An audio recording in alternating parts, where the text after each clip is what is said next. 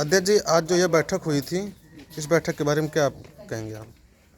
देखिए, पहले तो मैं माननीय बहन जी का बहुत बहुत आभार धन्यवाद प्रकट करना चाहता हूँ और धन्यवाद बहन जी को देता हूँ कि माननीय बहन जी ने एक कार्यकर्ता को ये मौका दिया है। और उसके बाद आप सभी लोगों को, मीडिया बंधुओं को भी मेरी तरफ से बहुत बहुत धन्यवाद। माननीय बहन जी ने अभी 30 तारीख को लखनऊ में एक मीटिंग बुलाई थी, जिसमें हमारे सभी जिलाध्यक्ष, वामसेप अध्यक्ष और सभी कोऑर्डिनेटर गण मौजूद थे। उन सबके बीच में माननीय बहन जी ने कहा कि आप लोग सेक्टर वाइज जाके गांव में मीटिंग करो, जिसको कहा गया कि गांव चलो अभियान। गांव चलो अभियान के तहत पूरे प्रदेश में हर सेक्टरों में डेली बहुजन समाज पार्टी की मीटिंग हो रही है, जहां सेक्टर और बूथ कमेटी की समीक्षा हो रही है। उसी के तहत मैं भी अभी लगभग 23 तारीख से मंडल वाइज बैठकें मैंने शुरू किया, जो 18 तारीख को 18 मंडल की बैठकें मेरी पूरी हुई। तो मैं 20 तारीख से जो बहन जी के द्वारा सेक्टर चलो अभियान चल रहा है, इस अभियान में मैं 20 तारीख से निकला हूं, जिसमें 20 तारीख को फैजाबाद रहा, फिर आपके सुल्तानपुर, जौनपुर, आज मैं आपके आजमगढ़ में हूँ। अध्यक्ष जी, कुछ बैठक में ओबीसी को लेकर बातचीत हुई, इस पर क्या कहेंगे? नहीं, ओबीसी समाज जो है ये बहुजन समाज पार्टी का एक अंग है, बेस वोट है।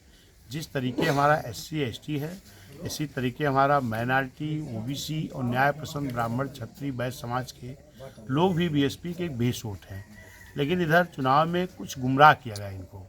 जैसे एक चीज़ आप लोग जानते हैं कि बहुजन समाज पार्टी के आज 10 सांसद हैं और समाजवादी पार्टी के 5 थे या 3 हो गए हैं। लेकिन जो चुनाव विधानसभा का हुआ था, इस चुनाव में हमारे अल्पसंख्यक समाज को, पिछड़ों समाज को गुमराह किया गया। गुमराह ये किया गया कि जो 10 सांसद वाली पार्टी थी, इसको डमी बताया गया और जिसके पास 5 सांसद थे उसको लड़ाई दिखाया गया। जिसका जो पार्टी देश की राष्ट्रीय पार्टी है, इस पार्टी को डमी और बीजेपी का बी टीम प्रचार किया गया प्रचार तंत्र के द्वारा भाजपा के, और जो एक क्षेत्रीय पार्टी थी उसको लड़ाई में दिखाया गया। जो अभी जिस बेस वोट का बहुजन समाज पार्टी का जो बेस वोट है SC ST, एक बड़ा वोट 26% है, इसको डमी बताया गया। जिसके पास मात्र 7-8% वोट है, उसको लड़ाई में दिखाया गया। इसका एक कारण था कि जो ये भाजपा सरकार है, इससे किसान, नौजवान, छात्र, बेरोजगार, रोजगार, जो भी लोग हमारे हैं, आम जनमानस परेशान है। व्यापारी, छोटा व्यापारी और जो मुस्लिम समाज है, इसको कुछ ज़्यादा ही डरवाया गया। बीजेपी को पूरी हो जाने दीजिए बात। बीजेपी को इस तरह डरवाया गया कि बीजेपी की लड़ाई समाजवादी की है, ताकि ये मुस्लिम वोट वहीं शिफ्ट हो जाए जहाँ लड़ाई दिखाई जाए। तो ये जो मुस्लिम था, जो 20% पूरा गया 8% के साथ, तो 20-8-28 हुआ और 2-3% माहौल का के 31% आते आते समाजवादी रुक गई। ये षड्यंत्र किया गया था। अगर BSP को सही तरीके से लड़ाई में दिखाया गया होता तो BSP का हमारा 26%, और अगर 20% माइनॉरिटी आता तो हमारा 46% होता। और पिछड़ा जो बिना मांगे बीजेपी में चला गया, जब BSP को कमज़ोर देखा तो सपा को नहीं लाना चाहता है पिछड़ा वर्ग। उसको लगता है कि हमारा नुकसान करेगी समाजवादी पार्टी, पहले ही बहुत नुकसान कर चुकी है, तो इस नाते उधर चला गया। लेकिन अगर हमको सही रूप में दिखाया जाता तो आज BSP की यहाँ हुकूमत होती, भाजपा का कहीं इतना पता नहीं चलता। अध्यक्ष जी, कोरोना काल में वर्तमान सरकार काफ़ी ताल ठोक रही कि हमने गरीबों को राशन बंटवाया, इस पर क्या कहेंगे? इन्होंने कुछ नहीं किया।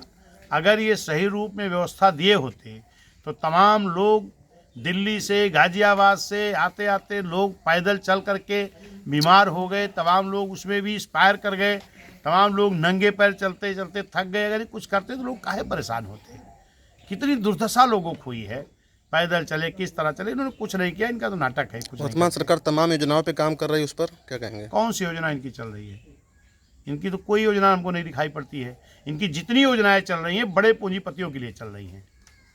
बड़े पूंजीपतियों से किस योजना से लाभ होगा, वही योजनाएं चल रही हैं। बहन जी की सरकार में गरीब बेटियों को साइकिल मिलती थी, गरीब बच्चों को पढ़ने के लिए पैसा मिलता था, कहाँ चल रहा था? बंद हो गया। झूठा आश्वासन इनका चलता है। यहाँ के क्षेत्रवासियों के लिए क्या कहेंगे आप? क्षेत्रवासियों से मैं यही निवेदन करूंगा कि आने वाले समय में बहुत मजबूती से बहुजन समाज पार्टी के साथ जुड़िए और इस देश की हुकूमत बनाइए और यहाँ से अपना विधायक और सांसद बनाइए, ताकि बहन जी इस देश की मुख्यमंत्री और प्रधानमंत्री बने, तभी इस देश का भला हो सकता है। ठीक।